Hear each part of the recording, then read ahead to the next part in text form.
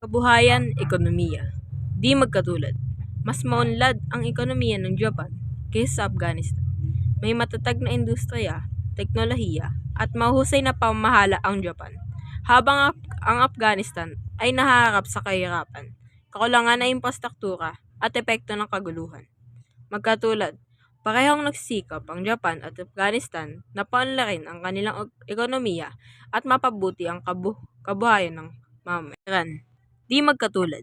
Higit na malinis at organisado ang kapaligiran sa Japan dahil sa disiplina at maayos na pamahalaan ng basura. Samantala, mas naapektuhan ang Afghanistan ng polusyon at kakulangan ng sistemang pangkapaligiran. Magkatulad, gaya ng Japan, may mahakbang din ng Afghanistan para protektahan ang kalikasan tulad ng pagtatanim at pangalaga ng likas na yaman. Edukasyon. Di magkatulad. Higit na organisado at moderno ang edukasyon sa Japan. Sa Afghanistan, may kakulangan sa paaralan, guro, at akses ng mga mag-aaral. Magkatulad, edukasyon. Tulad ng Japan, pinahalagahan din ng Afghanistan ang edukasyon bilang susi sa kaunlaran, kahit may mga hamon.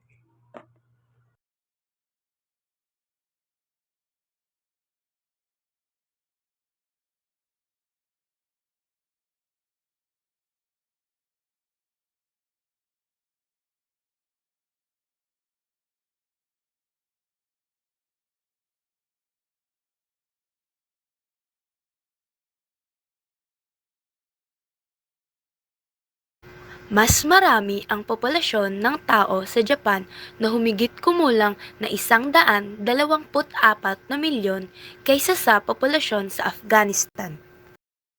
Magkatulad ang bansang Japan at Afghanistan na umaabot sa milyon ang populasyon ng tao.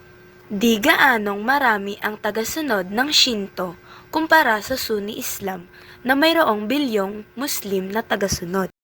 Magkapareho ang bansang Japan at Afghanistan pagdating sa pagpapahalaga sa kanilang relihiyon. Mabundok at mas landlocked ang Afghanistan kaysa sa Japan, habang mas napapalibutan ng tubig at binubuo ng mga pulo ang Japan kaysa Afghanistan. Tulad ng Afghanistan, ang Japan ay mabundok din sa kanyang topografiya.